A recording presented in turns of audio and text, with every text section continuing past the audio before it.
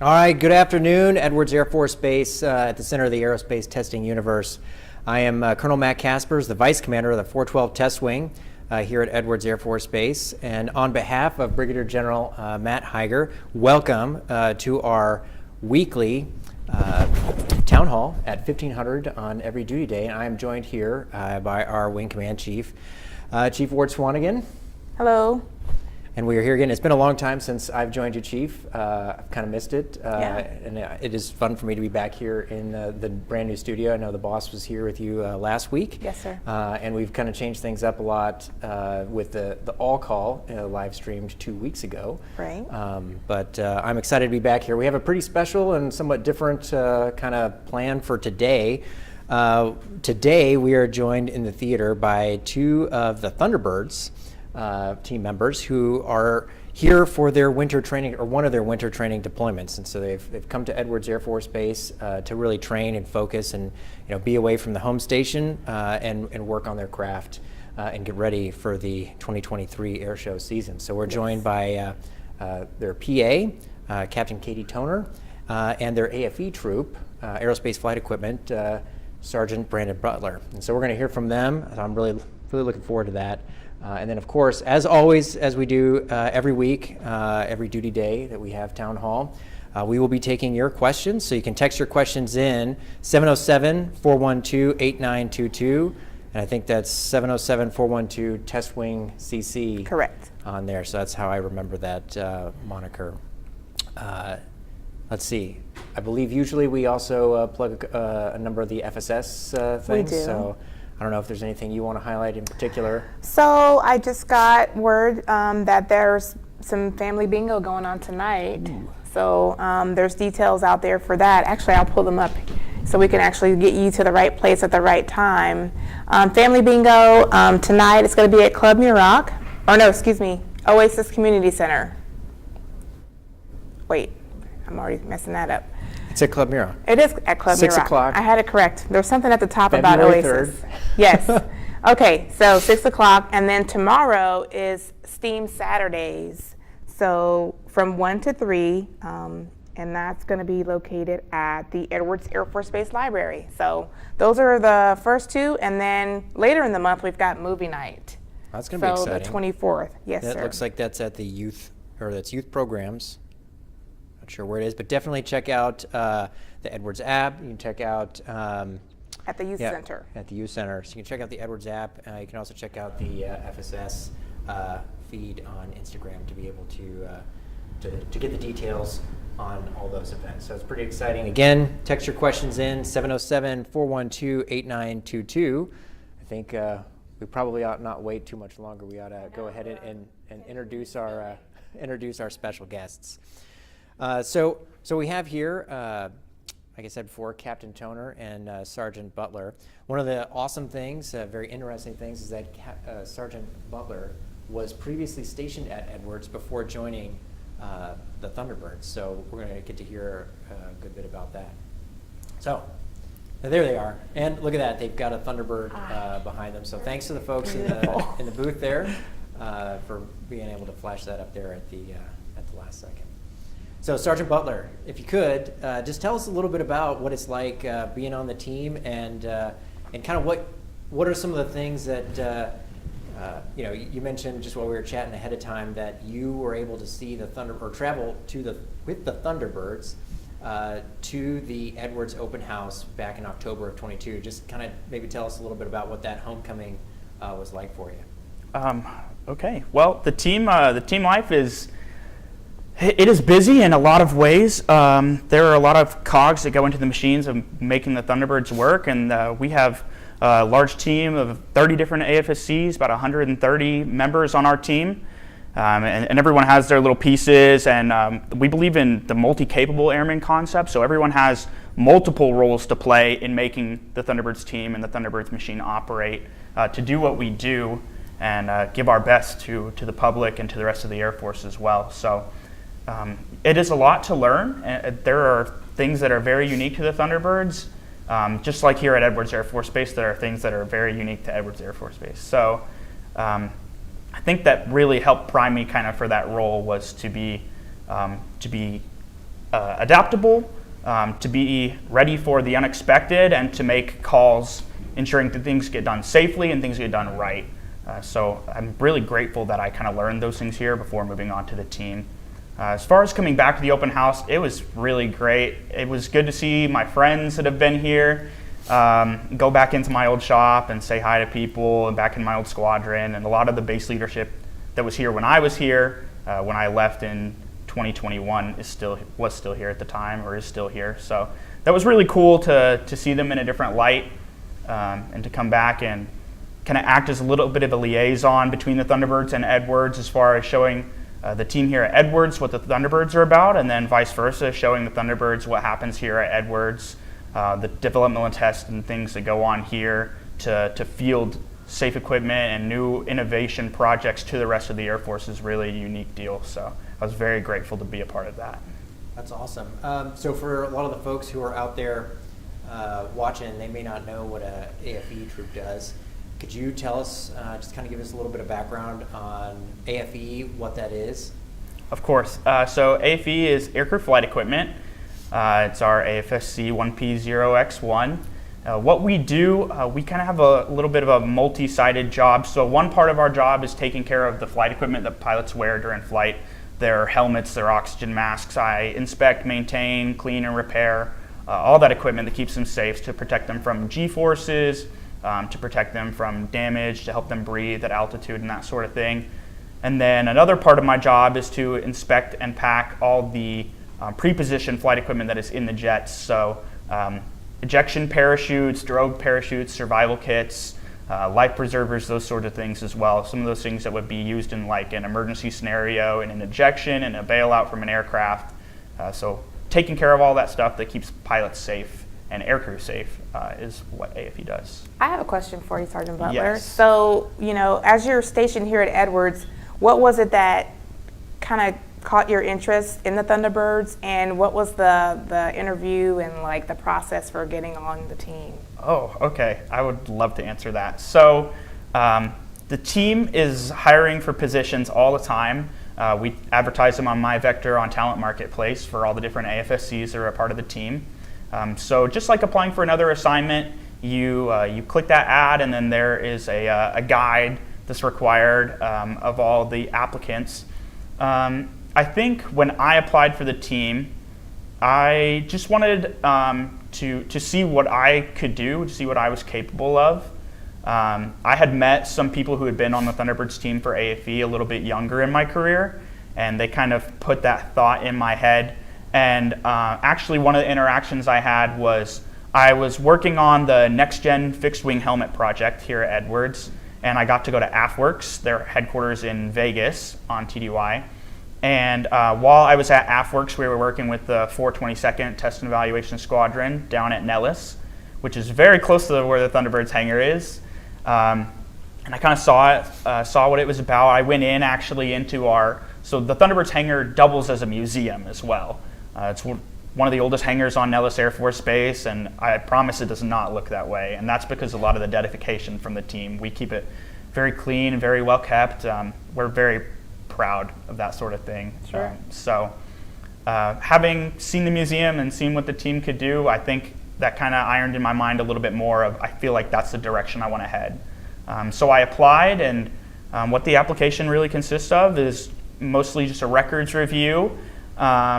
And after your records have been looked through, they look through your qualifications, what sort of things you've worked on in the past, would you be a good fit for the team, because we are very big on the process of how we hire. We are a selectively manned unit. Sure. So we're very strenuous about the things that we look for in the team. So the hiring process is very nitty-gritty, but it's like that for a reason, because this team does some amazing things that require some amazing people to make it happen. So you're saying you were nervous? I was extremely nervous.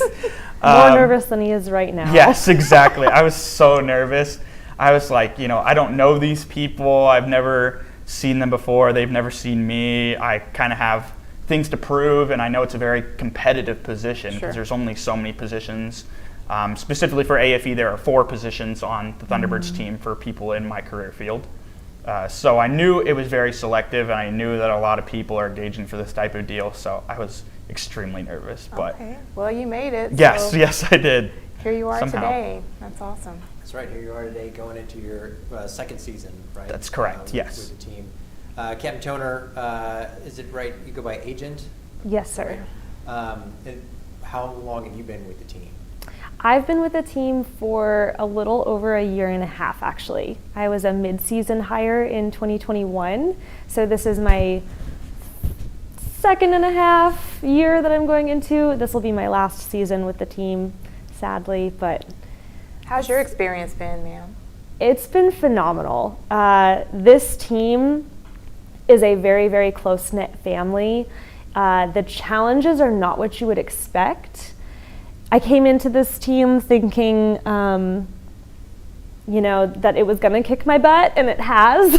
But that's, I think that's part of it. We grow closer. We all grow as leaders. We grow as people, and as airmen, we grow together. And it's honestly been one of the best assignments of my career thus far. I like that you bring up that it has kicked your butt, because that to me indicates a high level of standards. And we need that across the Air Force. And we were kind of chatting about this a little bit before the town hall started, but a high level of standards, it challenges you, and it begs and it demands that you step up and that you give your all and you put that effort in. And it will seem a little bit exhausting at times, but at the end of the day, you're proud of it because you're a part of this high level, high standard team, if you will, and that's what it's supposed to feel like. I once had a wing commander, this was on deployment.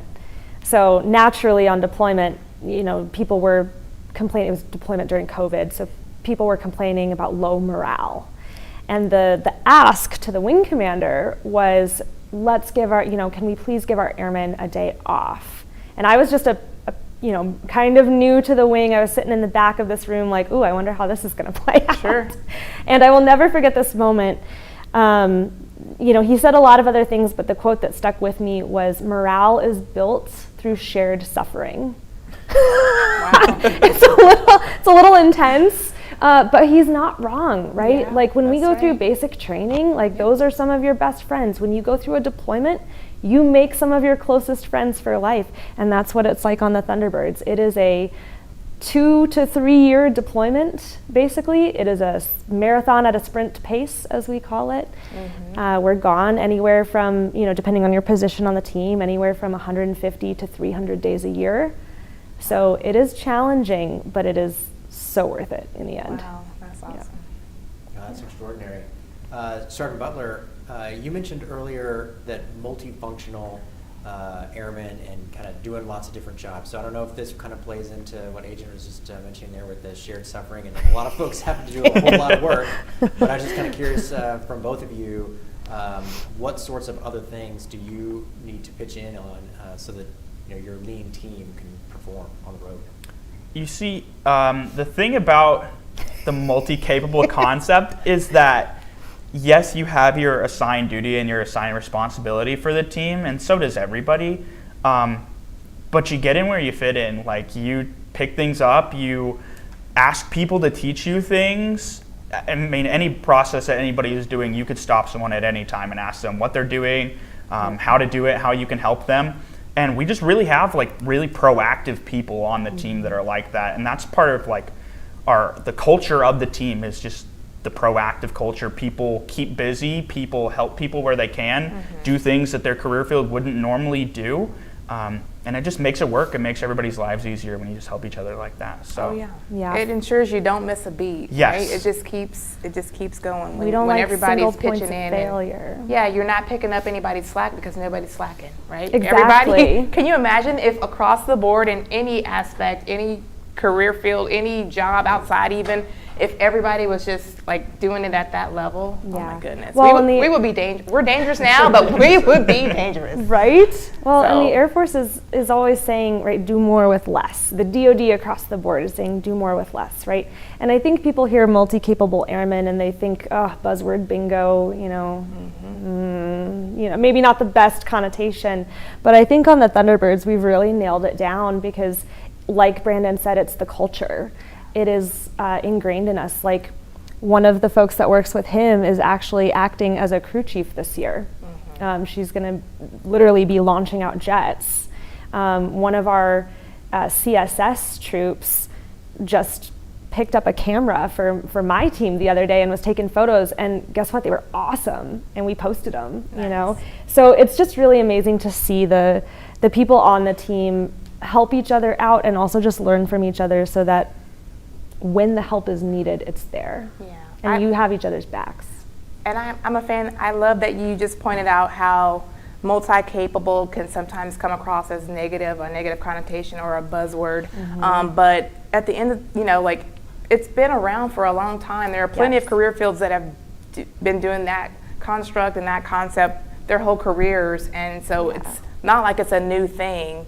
And we just really need to, you know, peel it back and understand that it's not about taking on this whole new thing. It's just extending what was already in existence, if you will. And so, we labeled a culture, essentially. And if you, like you said, if you strip away that label, all we are doing is having each other's backs. Exactly. So that's the great thing about it. Good deal. It's terrific that you've been able to essentially banish the not my job kind of mentality with your culture of teamwork and, you know, pitching in. So that's extraordinary. I have one random question I just kind of got to ask. You know, since you're on the road all the time and, you know, hearing what your schedule is like, how do you plan your meals and where you eat? Because you got to stay looking sharp and I in shape love and this all of that. question. Brandon? Okay. This is the best question. This is the You best get it question. all the time, I'm sure. I think everybody on the team loves gas stations because they're so convenient. You kind of just you find the time. You make friends and they get you food. And you kind of just feed each other, snack off of things or whatever. I remember there was one day where we were at a show and I didn't have food and it was like lunchtime. And I think there were like 3 of us that didn't have food, and someone came up and they were like, I have a coffee cake if the 4 of us want to split it. We literally split like a single coffee cake for lunch, which of course is not the greatest thing ever, but people watch out for each other, and that's what the team is about. So We get asked a lot of times, like, if we have a nutritionist. It seems like for you the do. team. I mean, when you look at the And team. My standard response is, you know, I'm PA, my standard response is to tell the truth, it's transparency. So this is brought to you by Candy and Stress, mostly on the Thunderbirds. No, but what Brandon said is actually, it's totally true. It goes back to taking care of each other and having each other's backs. We notice when other people are hangry, and we try to step in and provide some nutrients. No, that's good. That's good peek behind the curtain type of stuff. Because I thought for sure that, you know, you meal prepped on Sunday. That's right. And, you know, you had, like you said, something that's just waiting on you, and you got protein bars and protein bowls and nothing but the best and lots of water. And yeah, no endorsement implied, but lots of Cheez-Its and lots of Twizzlers on this team. True. Snickers bar and a Diet Coke. yeah, and the thing about, like, you never know where we're gonna stay, the facilities that we may or may not have. So, like, sometimes you just can't cook. Like, you just don't have the right things. Yeah, the hotel setup isn't right, so you just, you know, you don't have that ability to do so. So It's actually one of the most challenging parts of this team, I think, is we don't have a routine. It's impossible to keep so a routine. true. There's no routine. So whether that's the gym, again, you try your best to really just fit stuff in where you can. And food is one of the hardest things for us. You end up eating out a lot, and so you really have to be careful, you know, because at the end of the day, we do have to fit in these. that's right. That's right. That's why I'm saying up to 300 days a year of just on the road, that can, if you're not careful, could backfire on the The good on news the is you food can part. tell very quickly because there's not a lot of space in these, so you know very, very quickly if you're not doing the right thing. Makes sense. I understand that. Well, we are getting close to the bottom of the hour, and one of the things that, for all the folks who are watching out there, what we're going to do is we're going to be able to transition here in just a little bit to some pre-recorded remarks. So on Wednesday in the Base Theater, the Thunderbird team, and Colonel Elliott, Thunderbird number 1, and the commander, they came over to the base theater to engage with our residents and workforce here for the entire installation. We had folks from AFRL and NASA from our mission partners here on the base.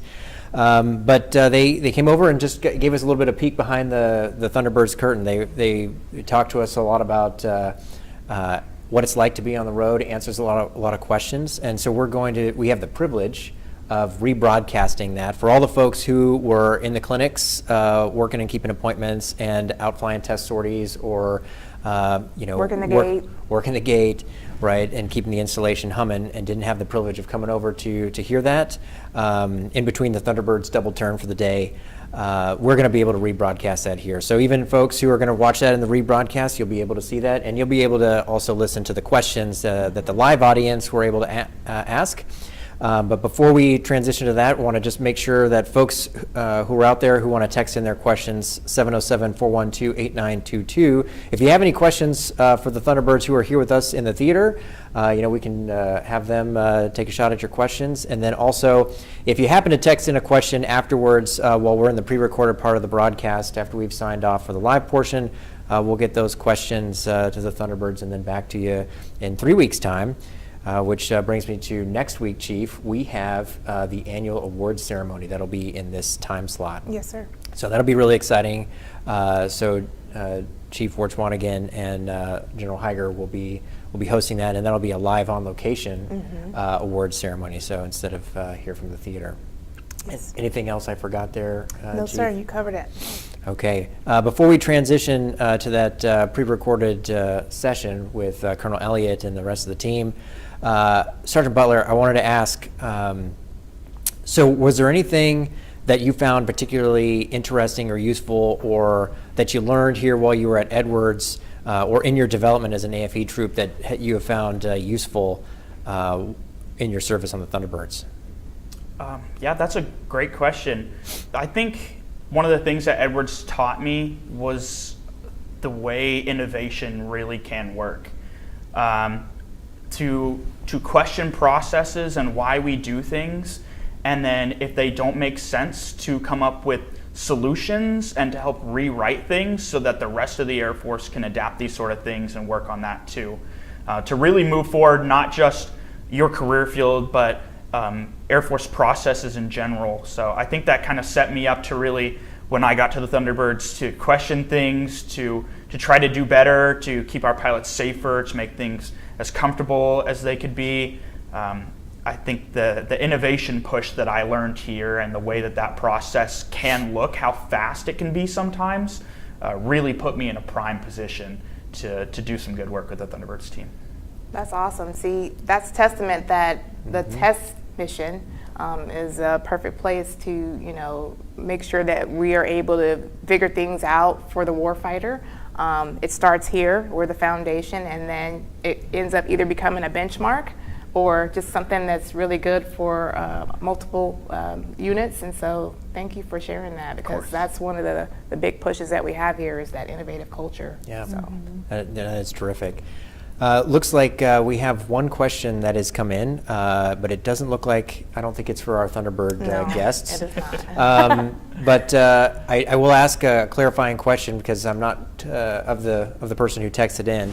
So the question that we had is, has there been any thought of bringing the bus system back on base with the rising gas prices and the distance to base in the Lancaster-Palmdale area? And my question is, since in the times that I have been here at Edwards, and the two times I've been here, I'm not familiar with a bus system on base or a government bus system. So I got to ask back to whoever asked that question. Are you referring to the local bus system, the Antelope Valley? I think it's Antelope Valley Transit Authority, and their bus contract coming onto base. So if that's the question, we'll assume that that's the question. I don't have the answer to that, so we'll have to get that question answered offline and get that back to you either after the awards ceremony, and I mean the next 2 weeks after when we're back live here, and then back off as well. I do And, know, though, check in it my out. time that I've been here, that question has been thought and brought up several times, and there are reasons, and I want to say security related in some instances, and various other reasons as to why we don't have a bus system, especially coming from outside the base. So that has been thought of and brought up, and we will definitely get a more definitive and thorough answer for you following up. So. All right, thanks. And if there's any other questions in our time remaining here for our Thunderbird guests, 707-412-8922. How to our guests, how's it been staying here at Edwards? Agent, I know this is technically your second time back since you were here back in October, but this is certainly a more extended stay. How have y'all both enjoyed being back this last time? I know I could say for the base populace, we have loved watching the Thunderbirds train and hearing them roar over the installation, and just seeing the hard work that it takes to make the show. Edwards has been awesome. When we were here for the show, we stayed in the similar TLF housing, and while it was wonderful for the show, it's ideal for winter training. So the intent behind winter training is to really have an inward focus on the Thunderbirds, hone our craft, get the demonstration where it needs to be, get us where we need to be, the non-pilots, make sure that we are squared away and prepared for the show season. But a lot of that comes down to the team bonding, and Edwards has been perfect for that. Especially, I mentioned the housing. We love the housing because it gives us roommates. When we're on the road, 150 to 300 days a year, oftentimes you are in a hotel room by yourself, and you have to create some sort of organized activity. Maybe you get together with some folks and you go to the gym or something like that. But being here at Edwards, it's so nice because nobody's alone. You go back to this housing, you've got your roommates, and maybe it's a new person on the team that you don't know yet, and so you can get to know them. That's been wonderful.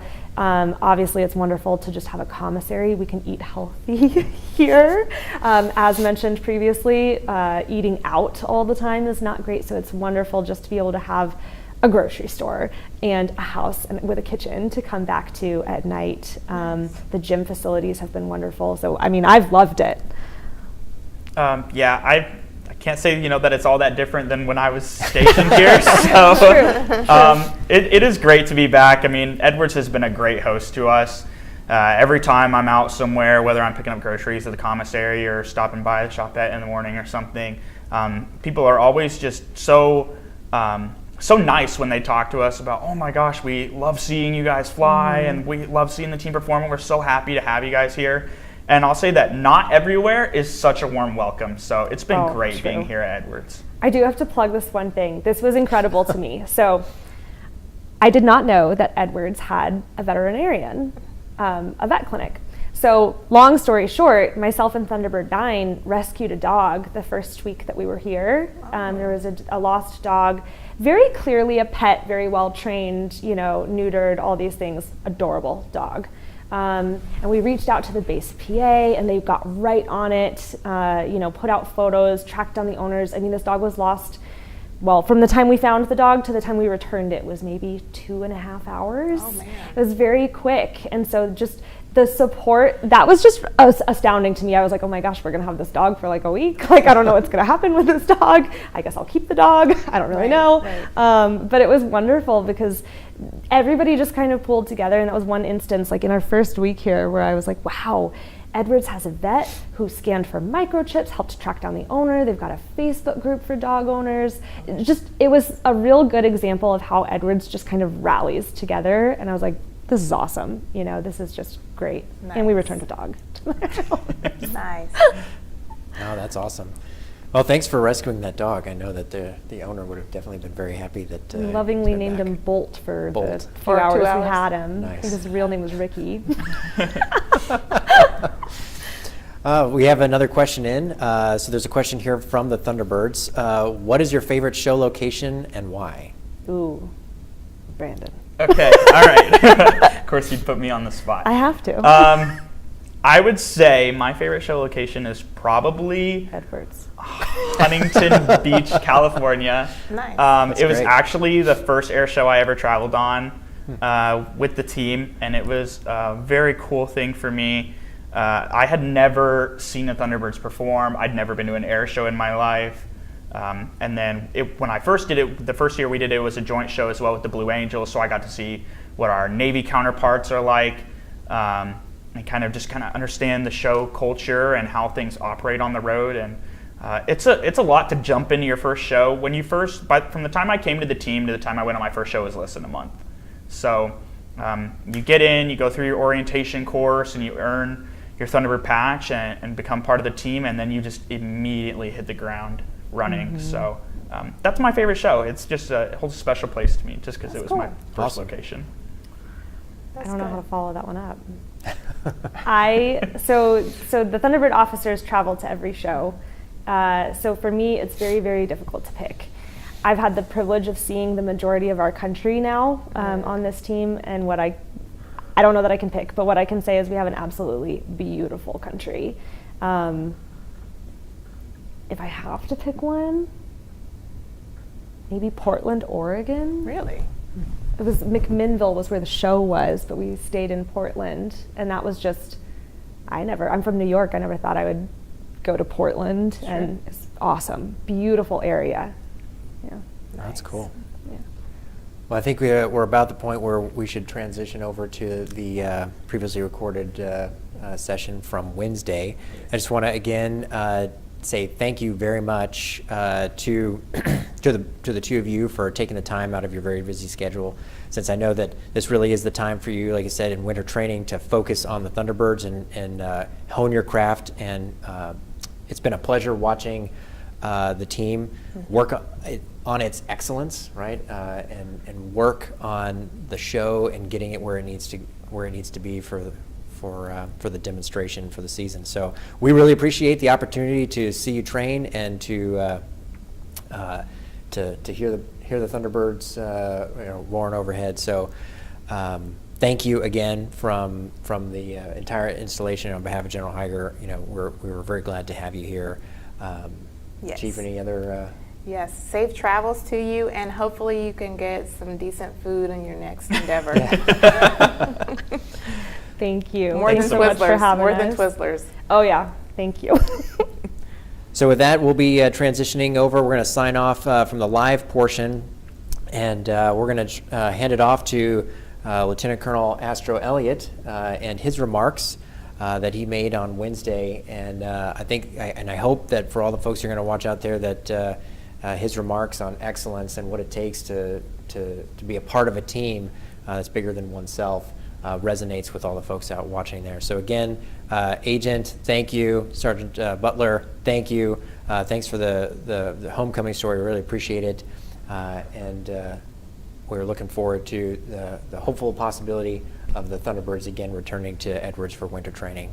So with that, we're going to go ahead and sign off, and we'll transition now over to Wednesday's pre-recorded Q&A session with the Thunderbirds. Have a good weekend.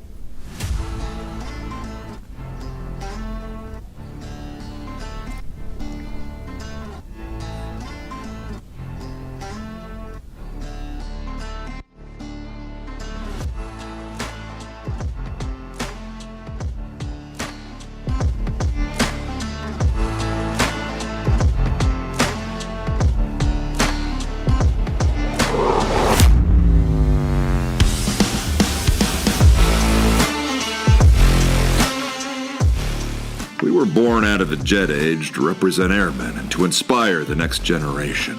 More than 65 years later, what this team has become is much more than airshow performers. We are leaders demonstrating the capabilities of America's Air Force to our great nation, as well as spreading goodwill to nations abroad. Yesterday, today, and tomorrow. The Korean War was still going on, and the F-84G was a frontline fighter, and some called it the workhorse of the war. The 1st Thunderbirds team would fly 5 of these aircraft. Major Dick Catledge was picked as the Thunderbirds' first commander. Crazy as it may sound today, he had only 3 weeks until their first air show, so the Thunderbirds were quickly formed. Jets were painted, and by June of 1953, they were performing. As the years passed, the aircraft changed. Thunderjet, Thunderstreak, Super Sabre, Thunder Chief, Phantom, Talon. All these aircraft represented a different generation of Thunderbirds, different advancements in technology. Technology that in 1983 brought us the jet that revolutionized the fighter aircraft world and today remains a dominant force in the sky. The mighty F-16 Fighting Falcon. The Thunderbirds have flown the F-16 for more than 30 years now. Minus the red, white, and blue paint scheme, they are the same as the jets flying missions around the world today. It only makes sense that when people think of the Thunderbirds, they more than likely think of our F-16s, while those jets are our most visible assets and project the strength of our Air Force. It is our airmen that make it all possible. The Thunderbirds are comprised of more than 130 airmen. There are 12 officers, each known affectionately by their number, with one exception, number 1. Our commander, we call him Boss. He and Thunderbirds 2 through 8 are highly experienced fighter pilots. Thunderbirds 1 through 6 are demonstration pilots. Thunderbird 7 oversees Thunderbird operations, and Thunderbird 8 acts as our advanced pilot and narrator during shows. Thunderbirds 9 through 12 are support officers who perform expert medical, administrative, maintenance, and public affairs functions. There are also more than 120 enlisted personnel representing nearly 30 career fields. Enlisted team members are selected from units across the Air Force. Each enlisted member plays a crucial role maintaining this well-oiled machine at home and on the road. Our time in this uniform is short, and each one of us is charged by making the most of it, by inspiring, encouraging others, by representing our amazing Air Force. So while the faces and jets have changed, the mission remains the same. We are the United States Air Force Air Demonstration Squadron. We are the Thunderbirds. How's everybody doing?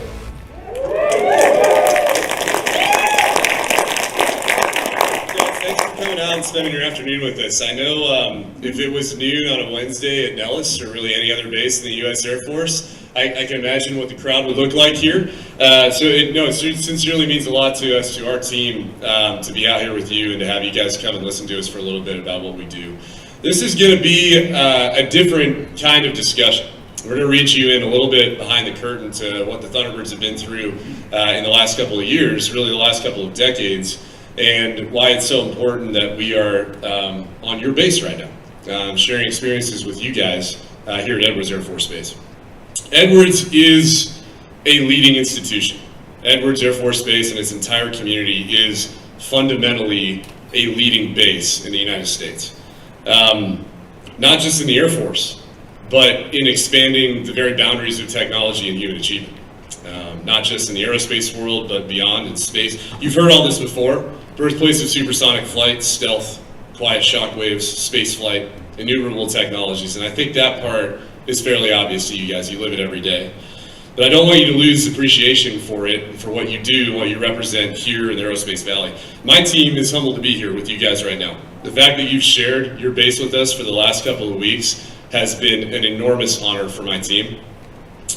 To be a little bit a part of this institution, to train over this base, has been an incredible experience, enormously valuable and directly applicable to some of the things I'm going to talk about later on with what the Thunderbirds have been through.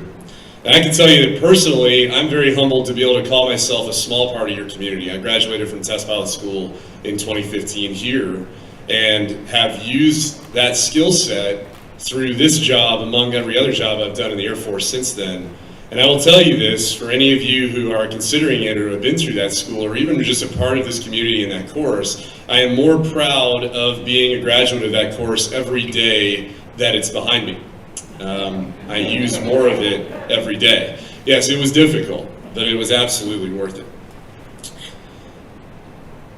I want to talk a little bit about what it means to be a leading institution, to be an institution that has a leadership role in society. Because I think it's fascinating when you think about Edwards, that's exactly the role that it plays. You know, what goes on here in this institution is effectively a leadership role in all of American society. You drive not just what's next for the Air Force, but what's next for the United States. By driving what's next for the United States, you drive what's next for the world.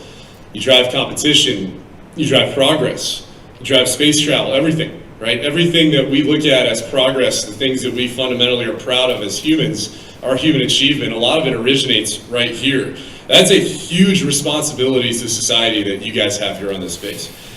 You know, leadership, especially institutional leadership, it's not something that I believe you can read about in books. I mean, you can try, but the problem I found is that situations change. Leadership roles change because the landscape is constantly changing, and I think if you look at Edwards' history, you'll see exactly that. You can ask yourselves, how many commanders have you known or directors that have taken over a position with great plans about what they were going to do once they took over that position, only to have the entire ground shaken from underneath them by an earth-shattering experience, like, for example, a global pandemic. Or a shift in squadron responsibility from the F-35 to the B-21. Right? You can think about numerous examples of change that happens right when you take over, and those can be fairly shocking. The most recent example of this is obviously COVID-19. When I took over the 59th Test and Evaluation Squadron in 2020, that's what I walked into, and it was fairly shattering. That pandemic was quite an event, divided the nation in its ideology. It was shattering for the entirety of the United States, and again, it shook up the ground beneath us. But what I've learned in closing on 20 years of Air Force experience is that there's always a COVID. When I started in the Air Force, 9/11 happened, and all of our plans were shattered by 3 buildings being hit by airplanes, and us being thrust into a war that nobody saw coming. 2005, you had exploding gas prices. 2008, the entire American market crashed and melted down. Real estate prices were cut in half, markets melted down, that changed everything. 2013, you had budget sequestration. It was very shaping for the Air Force, and everybody's plans went away. And then now, recently in 2020, you had the pandemic. There's always a COVID. There's always some reason to deviate from what your institution stands for. And what I want to share with you guys is that those macro crises are very easy to understand from an institutional perspective. We see them about every 5 years. But at the micro level, at the unit level, at the institution level, there are just as many crises, just as many shaping events that change people's plans. And that's what I want to share a little bit of an example with from my team with you guys today as just yet another example of this. So when my predecessor, Colonel Caldwell, took over this team in 2019, here's what he walked into with the Thunderbirds. In the last couple of years, this team had 3 Class A mishaps, so major accidents where we lost the aircraft, 1 fatal accident where we lost the life of Thunderbird 4, and the demo was terrible. And I use this as an example up here on the board. Sometimes it's very difficult to see culture creeping in the wrong direction in an organization. Sometimes it's not. These are the same maneuver. And for about the last 20 years, prior to the reshape that happened after the pandemic in 2020, this is what the Diamond Pass and Review looks like for the Thunderbirds. Now I want you to process that, because when you look at that picture of precision flying at its finest, it's asymmetric, it's out of position, it's wide. It almost feels like anyone can do it, right? And that's never what this institution was meant to be.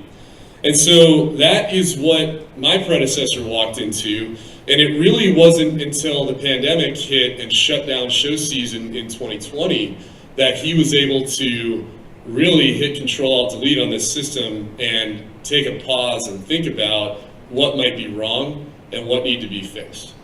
And it wasn't simple. It was a wicked problem. And you can imagine the things that went through his mind when you see a demo like that with a whole lot of accidents. Is it fine? Is there actually something wrong at all? Is it just bad luck? Is it a hiring issue? Is it a training issue? Is it a public perception issue? Is it just that the Air Force is falling apart and this was just a representation of that with less applicants, less quality people applying for the team? You can imagine all the things that must have gone through his mind that he had to wrestle with when he was facing that problem. And what it turned out to be at its core, it was a little bit of most of those things, but what it turned out to be at its core was fascinating. Starting in approximately 2007 and 8, the team was hit with a wave of what I'll call self-promotion. People were joining the Thunderbirds to build their personal brand, using this brand, instead of to pour themselves into building this brand and this brand. And you could see that. You could see that in what was going on in debrief, and you could see it in people's attitudes. You could see it in senses of entitlement. It was fascinating. And the timeline isn't shocking to me because starting in about 2007 and 2008, suddenly you had in society a lot of platforms that enabled self-promotion to be a very big thing.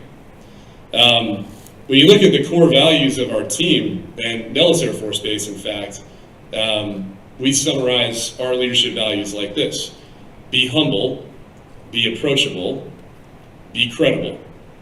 I think those are all easy values to get behind. But what we were experiencing in that era was basically the exact opposite of all those things. There's nothing humble about a selfie. There's nothing approachable about anonymity. There's nothing credible about platforms that reward extreme opinions over those of experts and professionals. And I think we all saw that in society during that era, and we certainly saw it on our team. People were joining for the wrong reasons. It wasn't service first. It was to use this brand to build their personal brand. And that rippled through everything on this team. And the damage was hard to find, despite the fact that it was so clearly opposite of the values that our institution held dear. And my predecessor, Brick, he had a really tough decision to make at that point, because society had gone that direction too. So what do? You're an elite institution. What do? Do you drift with society? Do you allow it to continue? Or do you plant the flag and say, this is who we are, you join us? And fortunately, that's the path he chose to go down with this team. But that's not an easy thing to do. It's not trivial to plant the flag and say, we're an elite institution, here is who we are, you join us, if you don't know your core identity. And for that, we had to turn to history.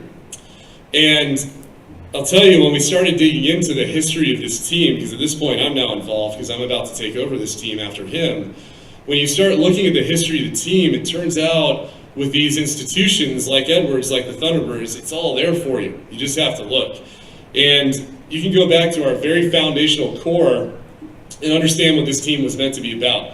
And I'm going to use actually our Navy brothers to illustrate how nuanced this really is. So in 1946, the Navy founded a team called the Blue Angels. You guys have heard of those guys. And the Blue Angels were a recruiting tool. Why? Well, because in 1947, this thing called the Air Force was about to start up. And the Navy was afraid of losing its air wing. They were afraid of losing pilots, and the Navy started a recruiting tool called the Blue Angels. That's why the Blue Angels are blue and gold. If you look at them today, they're blue and gold. They have U.S. Navy in huge yellow letters on the bottom of their airplane. That is a recruiting tool.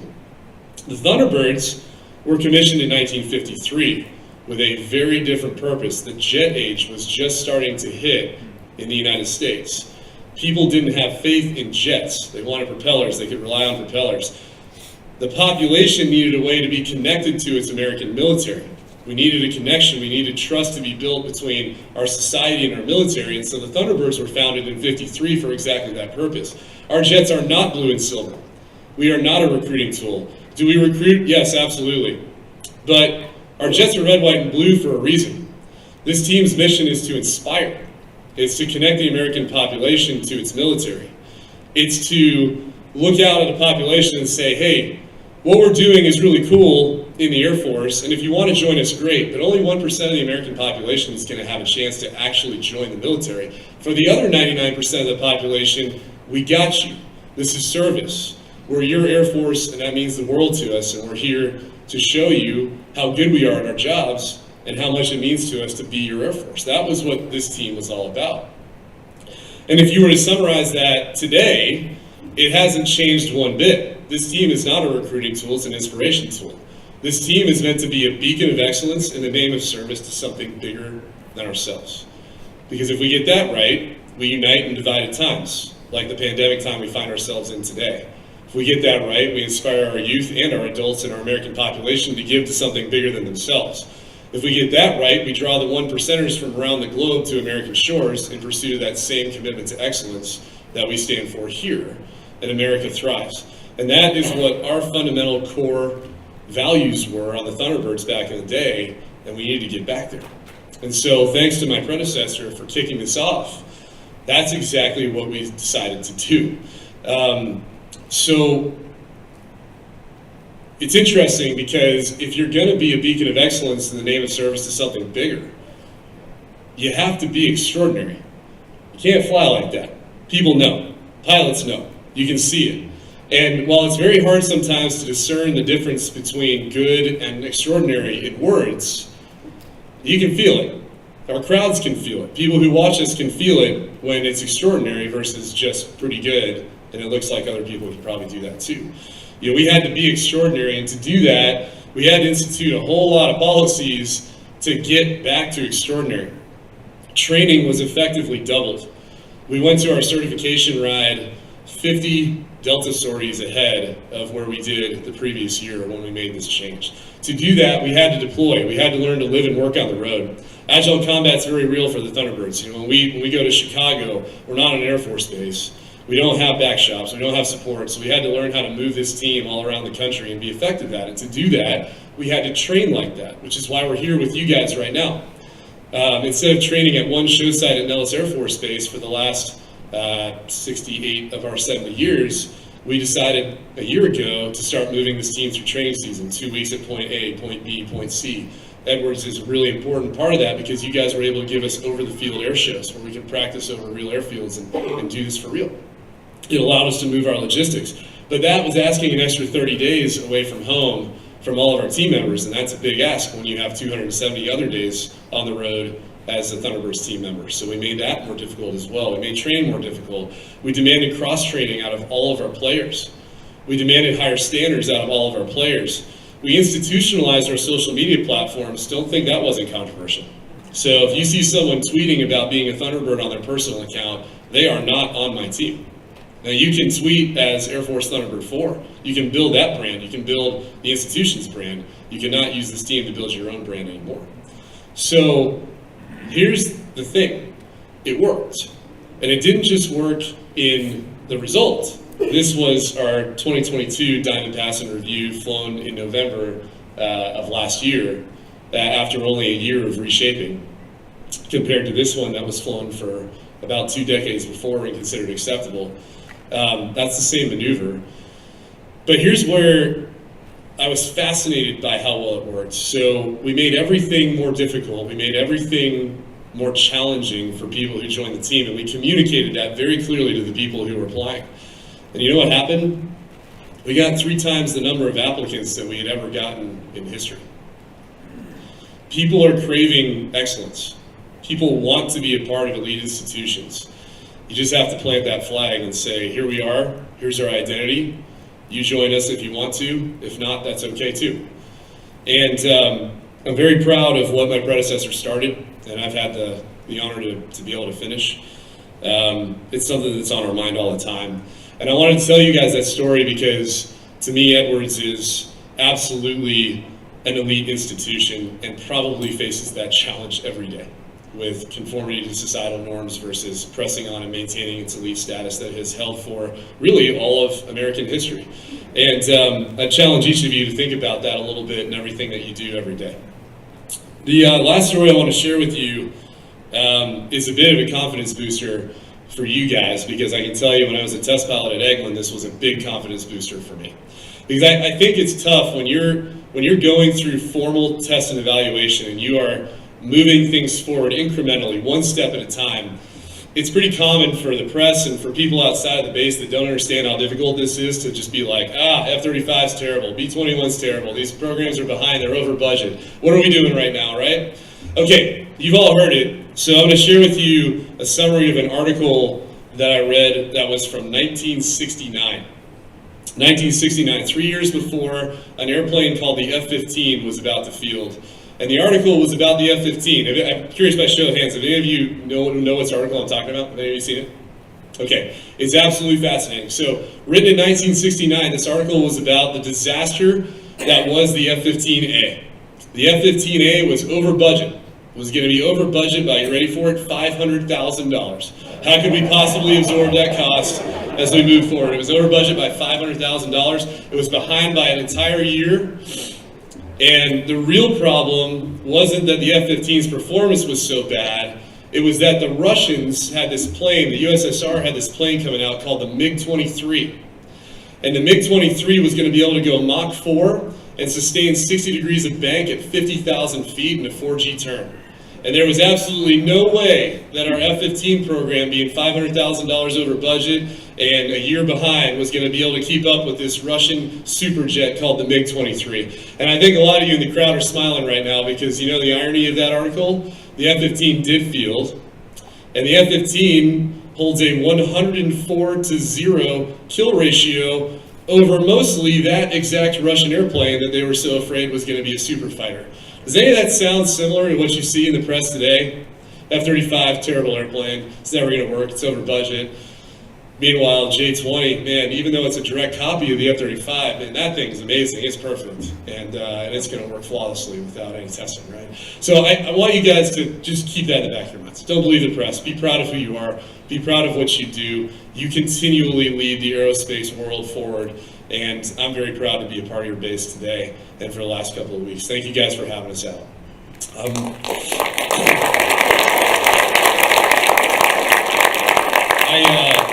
going to introduce the team to you and let some of the key players on our team introduce themselves so that you guys can fire questions at us, because I know it's rare to have us in a closed space for more than a minute. So with that, folks, come on out.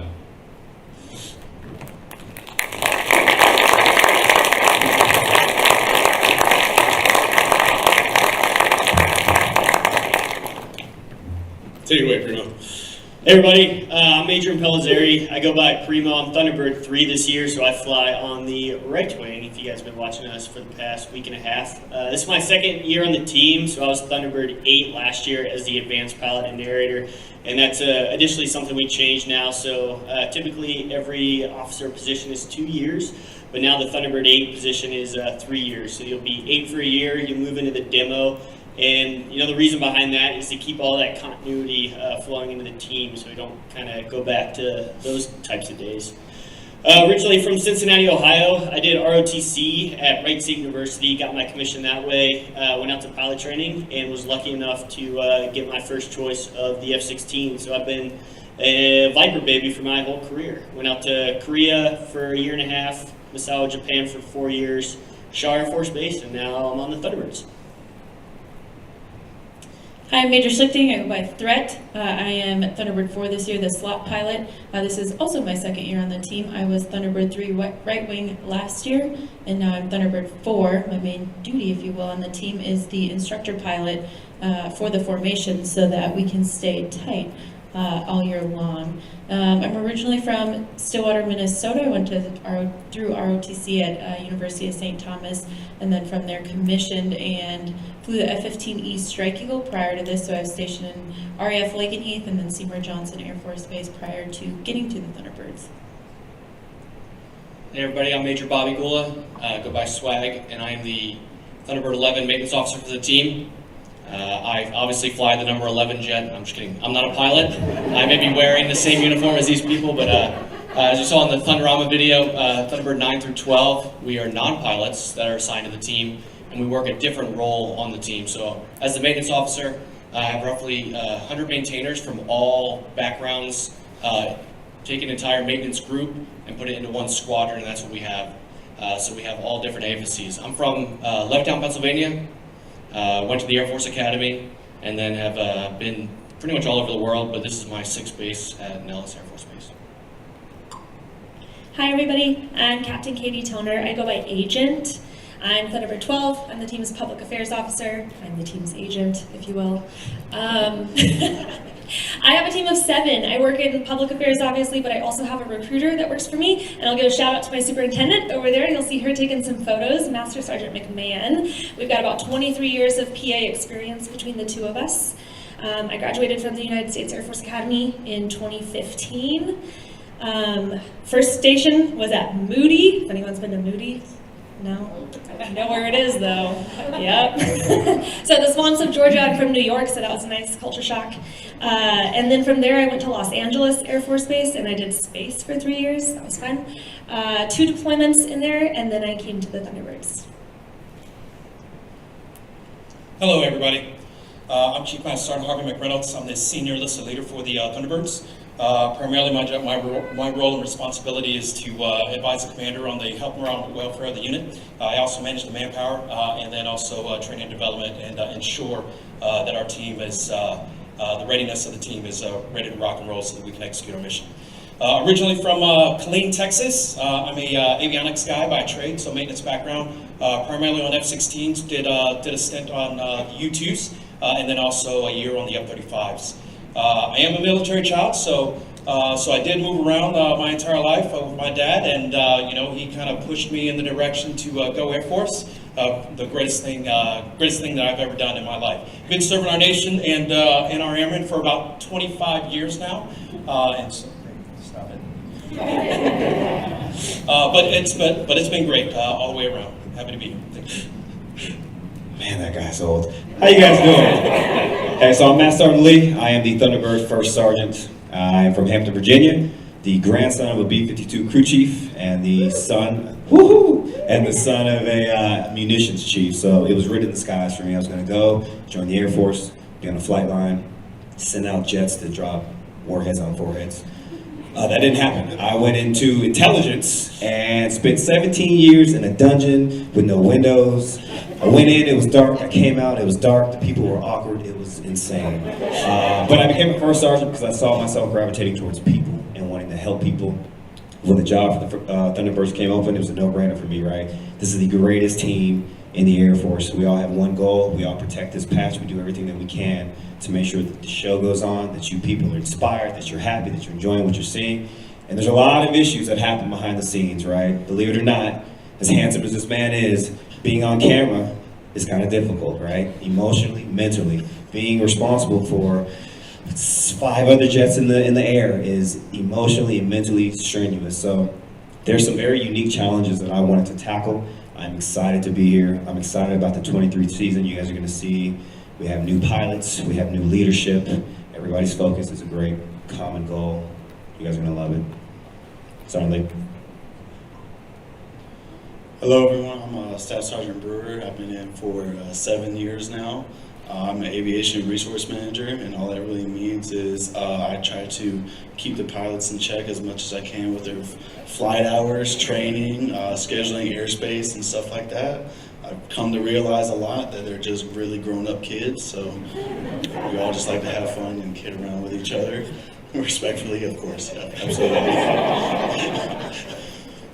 Before the team, my very first base was Elmendorf, Alaska. I spent 3 years up there, and I really loved it. It's probably where I want to go back and retire. From there, I went down from really cold to really hot and humid, sweaty weather in Louisiana, down at Barksdale with B-52s for 3 years, and now I've been with Nellis. This is my first year on the team. Also on the team down at Show Center. I'm also the one that's changing all the music and trying to make sure I get all the hits right so it looks really good on camera. Hi everyone, I'm Staff Sergeant Gonzalez. I'm from Beaumont, California, so just a couple hours away. I've been in for 7 years. My first duty station was at Massawa for 4 years. They said the snow there wasn't enough, and I got sent to North Dakota for 2 years after that.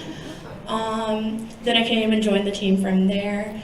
As boss said, we become multi-capable, so I actually learned 2 new career fields. By trade, I'm a maintenance manager, so I do the maintenance schedule for everyone on the team. I do that as well as MOC, the Maintenance Operations Center, and debrief. It's been really exciting getting to learn new things. I'm really excited for what the team has to hold for me. I've been on for 6 months, so we'll see how the next couple years go. All right, at this point, over to you guys. Anything you guys want to ask us, if you guys want to know about the Thunderbirds or any of the individuals, fire away. I actually had two questions, if I could. One, just aside from the flying, before you even get in the air, everybody is very well precision in getting the planes ready for takeoff. How long does it take to learn that prep? So what you're seeing on the ground is what we try to emulate in the air. So when we perform in front of a crowd, we do what's called a show launch. A show launch is a scripted dance, if you will, that is very, very, very eye-pleasing to the crowd, but it's also the way we inspect the jet. So it takes several months to fine-tune that show launch. So what we do is, typically on the show line is all second or third year maintenance members that are learning the entire time they're on the team for the first year, but even the second and third year, they'll come in hours before our normal show time once they're selected to the show line, and they're out there 5, 6 a.m. before an 8 o'clock roll call in the morning, just practicing their steps, practicing their inspections to make sure that the same show that everybody sees in March is just as good as the show everyone's going to see in November. It's a long. Yeah, your second question. Follow up on that. Okay. Do you guys do it twice a day for every mission? The question was if we do the prep twice a day for every mission. Yeah, it's the prep in the morning. We're prepping and servicing the jets to make sure that they're good. That's roughly about 3 hours prior to the jets taking off. And every morning, twice a day, we're flying twice a day, Monday through Saturday during training season, and it is the same prep every day. And then yours, you have a second question. How do you know that when you're flying that your teammates aren't going to bump into you? That's an excellent question. So we have something, and our motto on the team is called blind trust. So just like anything, trust is earned. So we spend training season learning each other, their personalities, how they fly, and slowly but surely we just trust that they're going to do their job and do their job well. And it's really, really cool because we do that flying, and I always trust that Primo is going to be in his right spot. So if you see that picture on the right, it optically looks like we are stacked, where I'm stacked directly behind Boss, but really I am tucked up under his wing, and I'm just trusting that he's not going to ease into me. Number 2 right there, he's trusting that Primo is not only flying his position, but if we hit turbulence, that he's going to ensure that 2 and 3's wingtips don't smack together. And then additionally, Boss is always trusting us not to hit him. So we have that blind trust, but it doesn't just start and end flying. Like it's so unique on this team, the blind trust we have in every single member on the team, that if someone doesn't do their job, like there's a house of cards. And so we trust everyone to do that. When we step to the jets, it's super non-standard. We don't do our own walk-around. Our crew chiefs do the walk-around, and initially, and they also do all the switches. Because when we sit in the jet, we are caged, and all those switches are set. So if one switch is off, it could be detrimental, and it could be a serious issue for the F-16. And that's a really, really, really cool part of the team. Thank you. The other question I had is there a certain amount of time that you're allowed to fly with the Thunderbirds? In other words, is it a year stint, a 5-year stint? Could you go on for 20 years? So it's very important that we keep this for the officers, for the pilots, limited to 2 years. It is essentially a 2-year deployment. So we leave every Thursday, pack everything up, fly across America to a base. I wish it was a base, to an airport that is unsupported, download everything, fly twice on a Friday using our entire fleet, both goes, fly a show on Saturday, fly a show on Sunday, Monday pack it all back, go back to Nellis, download it all again. This is about 100 people, by the way, that are moving with all the spare parts and engines and stuff required.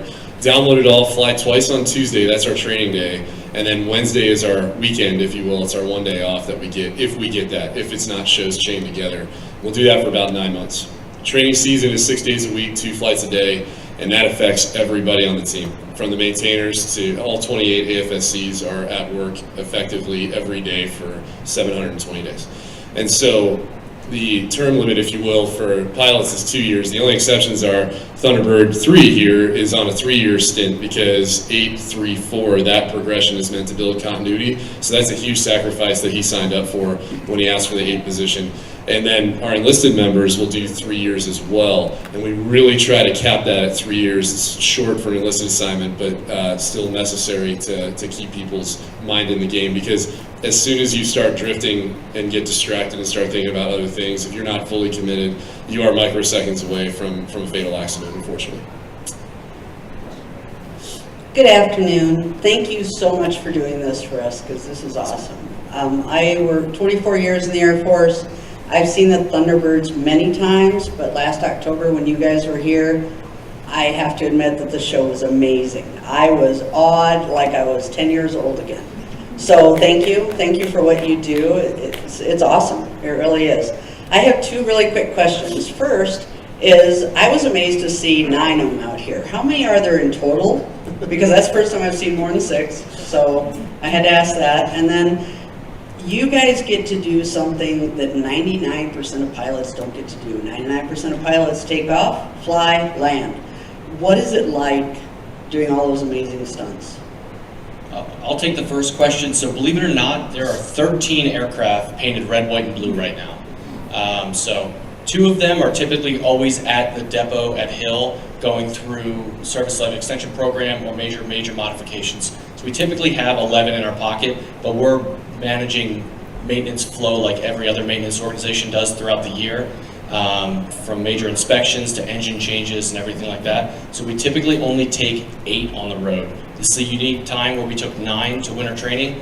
That is because we're flying so much more than we normally do, and gives us extra parts, gives us time to get our 7 and 8 trained and proficient in their FAM sorties and give Thunderbird enlisted members a flight. So we've been doing that, so you'll see random 1 ships taking off in between the goes, and that's typically our guys getting familiarization flights. And then I'll pass it over to Primo for the other question. Yeah, what's it like flying the actual demo? It's both terrifying, frustrating, and awesome, all combined into one thing. So typically before you get on the team, you've probably got about 7 to 8 years in the Combat Air Force or the CAF, roughly 750 hours, that's the men to apply. And this year, day 1 of training season, we're learning just basic loops and rolls and formation. You feel like you're day 1 in pilot training again. It's the hardest, just basic stick and rudder flying we've ever done, but it's so cool to be on a team that the #1 goal is perfection. Our #1 goal, we're not there yet because it's still training season, but our goal is, you know, we ended show season last year. That's what it looked like. Our goal is to start show season this year, and you're not going to see a change between November to March. And it's super inspiring. It's awesome. The flying's fun. It's really cool. For the year, I'm an Air Force brat, so I got my start here. But started as an Air Force civil servant. Now I work for NASA up the street, and it's really important to assess where you're at. And keeping that situational awareness and be able to correct when you need and be open and honest about it. So I really do appreciate that.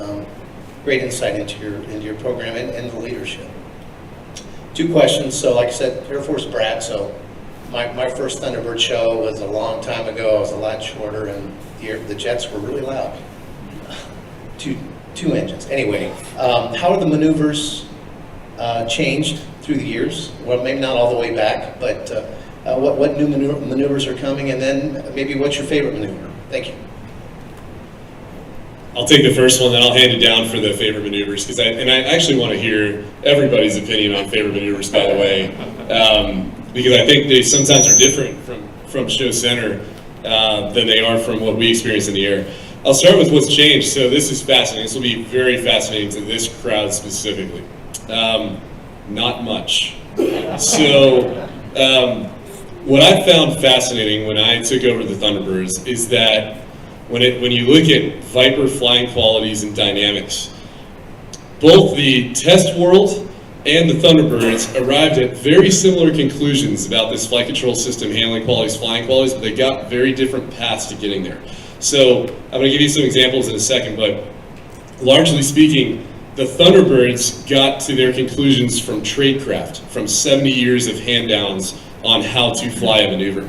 And of course, on the Edwards side, you have the education piece, which is theory and then validated with models and then test points to prove flying qualities and handling qualities. And it is amazing how we speak just about the same language, but just with different words. So open loop, closed loop flying qualities, I use those terms in the back of my mind all the time. There are times, for example, on that diamond pass and review where I'm going to go purely open loop. I am not going to react to anything. I'm not going to move the stick. I'm not going to move the throttle, because if I move, that sends a ripple down the formation and their wingtips will touch each other. Now, they don't know they're saying that. What I was told by my predecessor, who wasn't a test pilot, was freeze the stick and go iron statue. I'm like, yep, that makes sense to me. And so it's the same thing, but just with different reasons for being there. I'll use another example, the trim full forward. Trim full forward has been there since the F-84 days back in 1953. It was discovered right away that if you trim full forward and you're flying with a heavy stick, then the ligaments in your arm are tightened up, you have zero free play in the system, you're much more responsive to micro inputs, turbulence, stuff like that, and allows you to fly closer. This was surprising to me. Number one also flies with the trim almost full forward, because that makes it a single direction commit to a line, to a maneuver, where I am only ever pulling in one direction, I'm never pushing, so there's no middle zone. Now, on the test side of the house, you know that that's because of the nonlinearity in the Viper system. There are a lot of reasons for that. On the education side, when you put the two things together, it's very validating to see that. Here's what's fascinating, sir, to your exact question. Some of our maneuvers have been there from the very beginning. In fact, most of them have. And throughout history, occasionally you'll see people try to really change things, and they learn the hard way that tradecraft, it turns out, was really valid, and that those lessons learned still apply, and you should pretty much try to fly it the way they did in the F-84 and F-100 days. Every time we get a new airplane on this team, the prevailing opinion at the time is, okay, we finally got the magic airplane. We don't need to trim out. We can, use the automated systems. We can fly with horizontal situation displays. This is great. We can do this with GPS and automation. Come to find out, about a year later, they're incapable of flying the demo, and they have to trim full forward, disable all automated systems, allow the rudder to be full motion, and all these same lessons keep getting learned over and over and over again.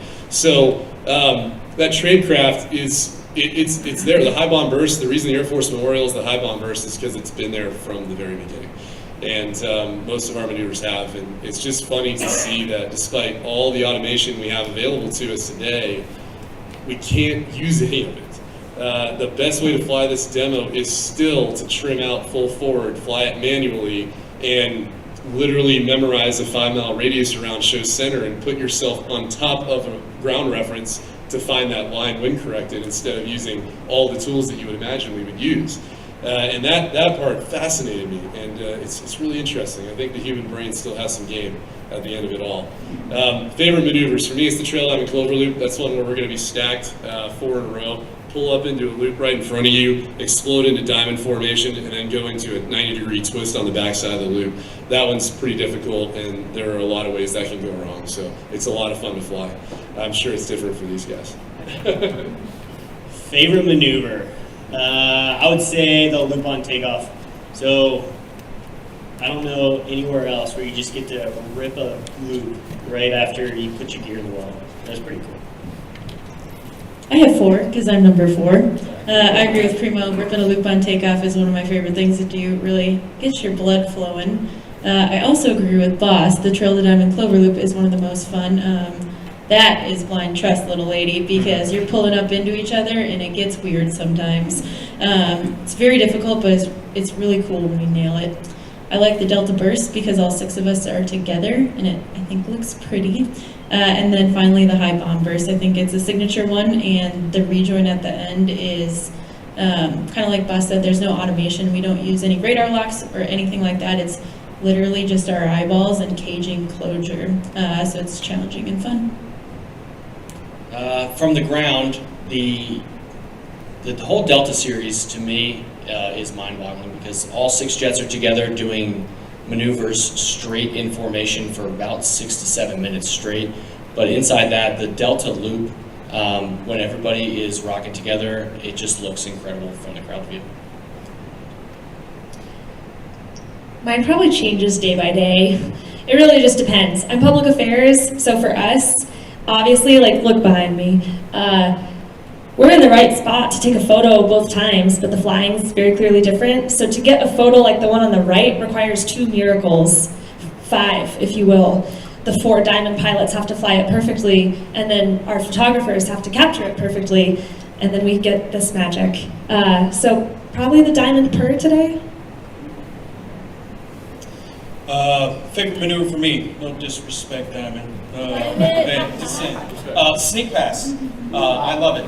And it's more so for the crowd, not necessarily the maneuver. It's awesome seeing the crowd and the unexpected kind of like shock on the initial maneuver, and then watching that transition to the smiles and the awe, just from the ground itself. So it's fun.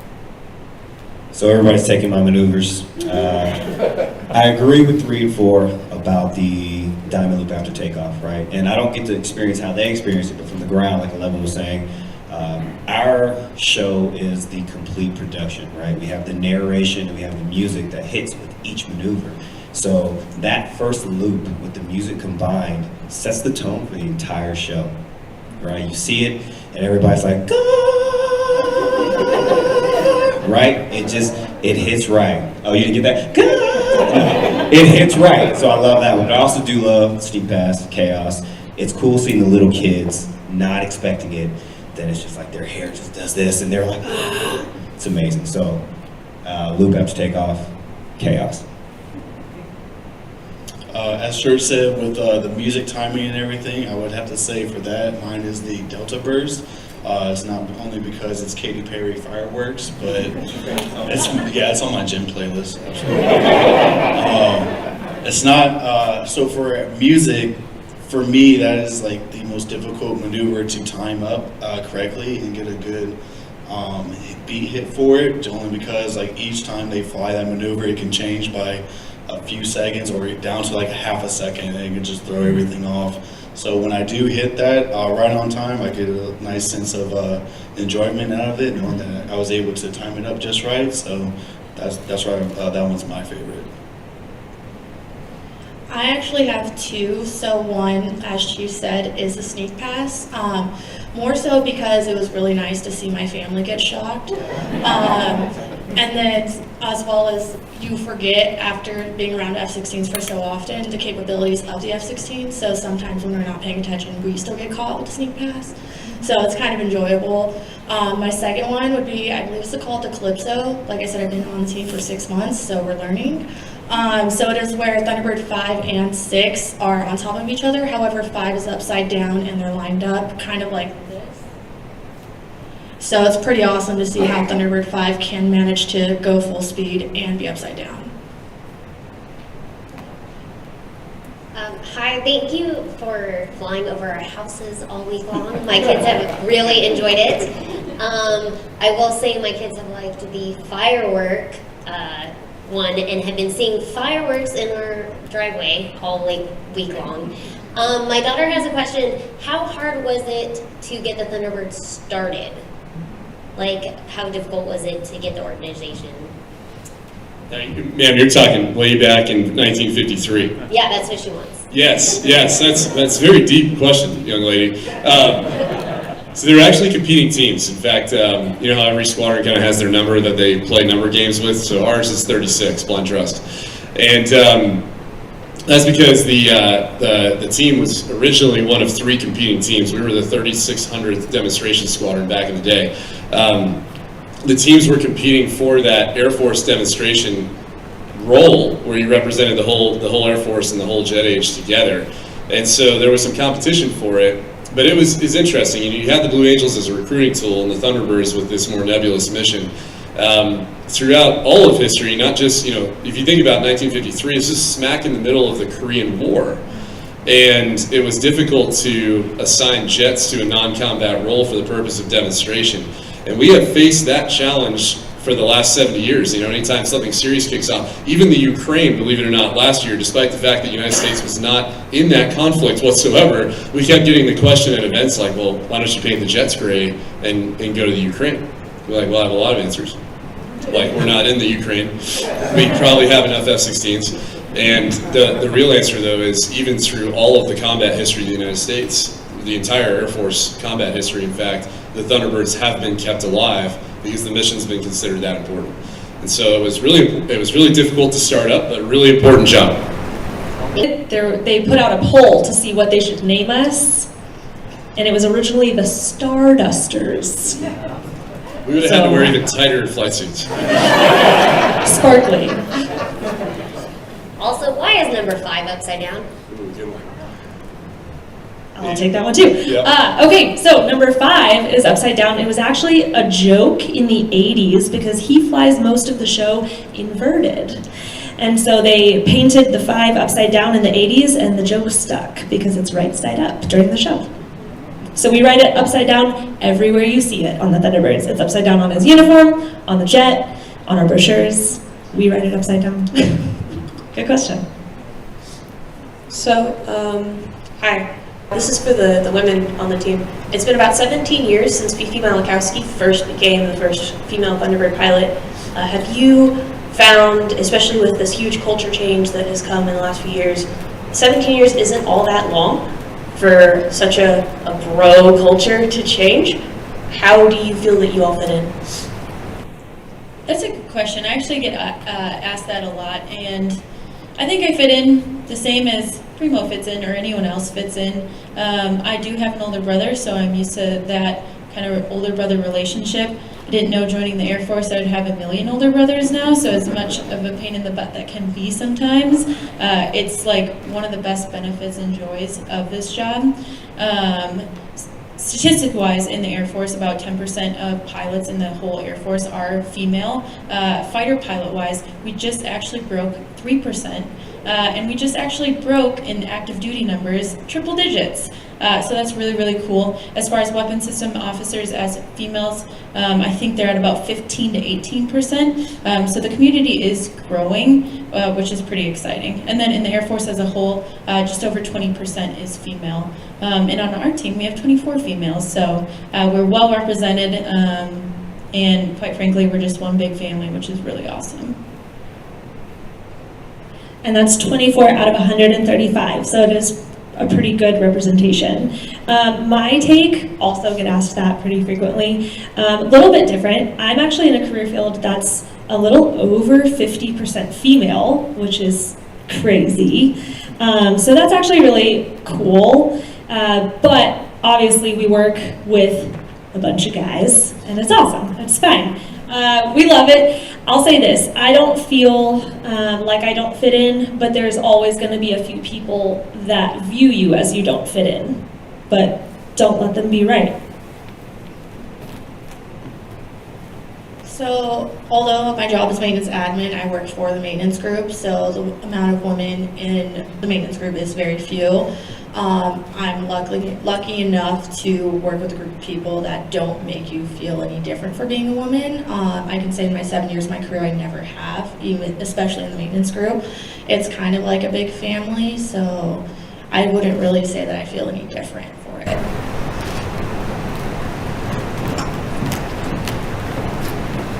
I thought I'd leverage the opportunity with the near microphone. You've been flying the Viper for a while.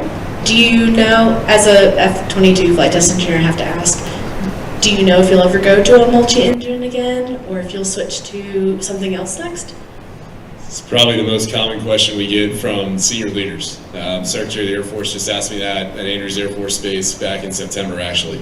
And naturally, the assumption is that we're going to transition to the F-35 because it's a single-engine fighter. It's the one we're going to proliferate the most over the next few years. I'll just tell you that it's an extremely difficult decision, and it's not going to be ours to make, but we do have some inputs. Our back seats are extremely valuable, not just from the perspective of training. I think we could train without the back seats. I do think we could. It would change the training season, but I think we could do it. But the exposure we're able to give to the public with those back seats it's part of the mission. And so it's going to take some convincing to go to a all single cockpit fleet where we lose that capability. I will tell you, we've been there in history. The demo was flown in single seat fighters, but we would keep a few of the older fighter with the 2 seats just to keep that mission alive. And so decisions like that are going to become very nuanced. So I don't know if it's going to become F-22, F-35, F-15EX, or NGAD in the future, but maybe it's just going to be F-16 for 70 more years. Hey, little dude, you've had your hand up for a while. What do you got? How do you fly upside down? Very carefully. So the F-16, if you know, it has a side stick. So the stick's over here. Typical airplanes, have a stick in between your legs that really moves. So the F-16 stick is over there on your right side, and it doesn't move very much. So it's all how hard you pull or push on the stick is where you're going to go. So if you pull back pretty hard, you're going to go up super fast. If you push, you're going to go down super fast. So to fly upside down, first you have to roll it upside down. So you roll it typically to the left or right. And then when you're upside down, you have to push forward. And when you push forward, you're going to feel negative G. So you're going to be doing a headstand off the canopy, and all the blood's going to be going to your head. And it's pretty fun, but only for a little bit of time.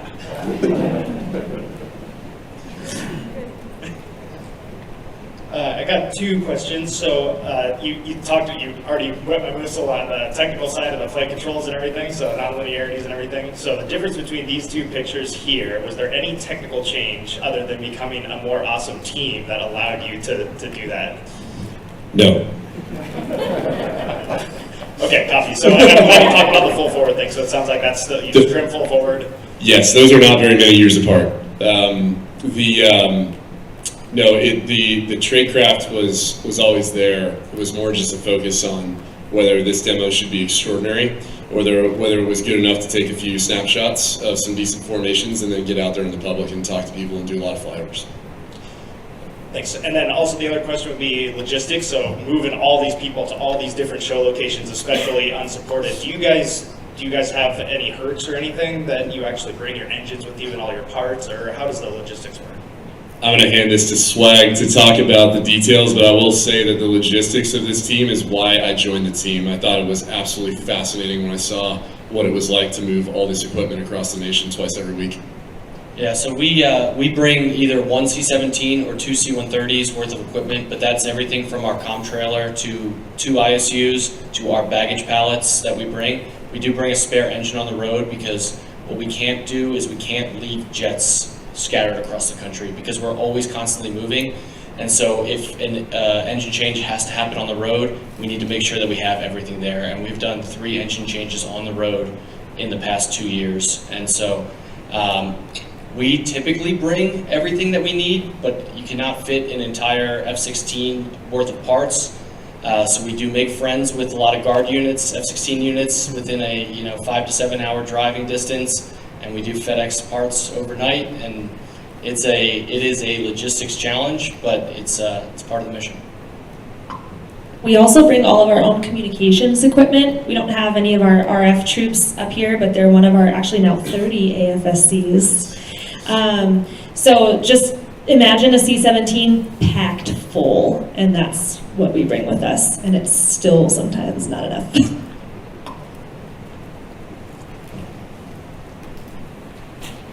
Two questions. So, first, when you're accepted, how do you train before you actually fly? So how we train to fly before we join the team or after? Before the first air show. So what we do is when we get hired, we have to do flying evals, and it tests your character and essentially your hands. And then in training season, what we'll do is we'll start the pilots out in a training formation with someone in their back seat till we can ensure that they are safe and they will not hit boss or take out one of the other pilots. So there's a safety observer, and it essentially is just so that they can teach them the tradecraft as well. So the first 10 rides, we just do loop, roll, loop, roll, loop, roll, take a break, shake out your arm, loop, roll, loop, roll, loop, roll, take a break, shake out your arm. In that training period, we did about 80 loops and rolls, just over and over and over. So this is a job that you can't study your way out of as a pilot, which is the first time in all of our careers that that's a true statement. It is sheer willpower. It is sheer repetition. And that's how we train. And my second question is, how nerve-wracking is it to fly so low and so close together? I will say when you first start training, and you can attest to that a little bit more, it's a little bit nerve-wracking, and when you're learning the trade, sometimes you get a little closer than you'd want, and then after about a year doing it, you kind of get a little bit dead inside, and then it's just a challenge. So you get more comfortable because with experience it breeds confidence, and then that confidence gives you the abilities to push yourself in the demo a little bit harder. Yeah, it's just like anything, you know, it's kind of like riding a bike the first time. It's the hardest thing in the world, and you think you're never going to get in a two-wheeler, and then you just do it over and over and over and over again, and it's like second nature. There are some times it gets a little scary, but it's fun. I just got a lot of work up the street at NASA on the Aerostructures branch, so I have to ask a technical question. So after a tour as a pilot in the Thunderbirds, can you enjoy going on a roller coaster? So this team we love roller coasters. We love them. The boss loves them. The whole team loves them. They're still fun. Yeah. Do you enjoy going back to a regular whatever aircraft So I've always flown the F-16. It's different flying, so it's going to be a bit of a challenge going back to the Combat Air Force, and the flying is completely different. The mentality, the culture, it's just different. You know, we're on the road 300 days of the year with 170 of your best friends, which is incredible. I still like getting in, little Cessnas and putzing around. It's still fun. I've generally found in the Air Force that when we're all busy, right? So you're so busy in what you're focused in on, your unit, what its mission is, what it's doing, that you tend to think things like, well, we must be the busiest unit in the world, and those guys don't do anything. And what I found bouncing around multiple communities now is that is 0% true. Our mission is extremely busy, it's extremely intense. Guarantee you, so is yours, so is yours, so is yours. And I have no doubt that jumping back into whatever airplane I fly next or whatever job I do next is going to be just as challenging if you commit to it fully. All right, you guys, I'm going to jump in and say we have time for one more question before these guys need to go prep to fly their second go today. A few of us may or may not be able to hang out for more questions at the end, but we'll take one more for these guys. As a young aviation enthusiast, I saw the Thunderbirds in high school, and a few years after that, we lost an entire squadron due to a training accident. I had the honor and privilege of working here on a system developed here, primarily at Edwards, because the auto GCAS, and I'm just wondering, like your experience, if you use that system currently, and any thoughts on that. Thank you. Sir, I'll start by saying thanks for your work on that. The auto GCAS system has saved many of my friends' lives. I've now personally had a chance to fly it in both the F-16 and the F-35, and have seen how highly reliable it is. It's an incredible system, and I want to say thanks. The Thunderbirds, we have to be straight. We actually have to disable it, sir, and that's because I could give you a very technical explanation for what I think is going on, but even in show mode, when you're at the top of the loops and it watches you commit nose low with the alpha collapsed in that unloaded thing that we call the float at the top when we bunt to make the circle, the auto GCAS seems to go into a mode where it does not count on me to successfully recover that airplane, and so every time we've tried to enable that system in our loops and clover loops, right about here, it snaps the formation out and activates a recovery. because it doesn't want me diving at the ground upside down at 4,000 feet. And to be fair, I don't really like it any more than it does, but it's the job. And so I think someday we will get to a point where we can have that system reliable enough that the Thunderbirds can still fly their show with it enabled. Right now, and this is interesting from a flight test perspective, we don't just turn it off, we actually have to remove it from the OFP, because I want you all to imagine what would happen if one of my 6 pilots had one switch error and forgot to toggle that thing off before takeoff, because our 30 minutes of ground ops is compressed into 4 minutes and 30 seconds. So we, like Threat was saying, we don't look at anything when we step. We jump in that airplane, we go through ground ops in under 5 minutes, and we taxi and we launch. And you're one switch error away from a catastrophic 6-ship crash from one of the jets having a recovery and snapping into the other 5 airplanes that are 18 inches away. And so, so I know that's probably not the best news for the show. I know show mode took a lot of work to make, and I think it would work well, it does work. It does work. It saved my friends' lives in multiple airplanes at this point. We just can't use it, unfortunately, in its current state.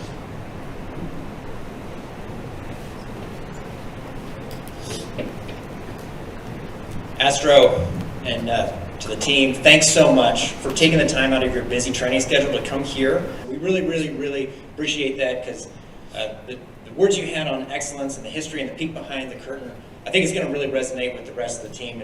And certainly it's great to be having you here, rattling the windows. So for all the folks who are in the clinics right now and flying test sorties, and are scrambling to get back and land so that you can go train this afternoon, we really, really thank you. So we're going to let you get back to work. For all the folks here, thanks for coming out and asking your great questions. And you can go ahead and text in additional questions on Friday during the 1500 Town Hall. Astro team, thanks again so much. Really appreciate it.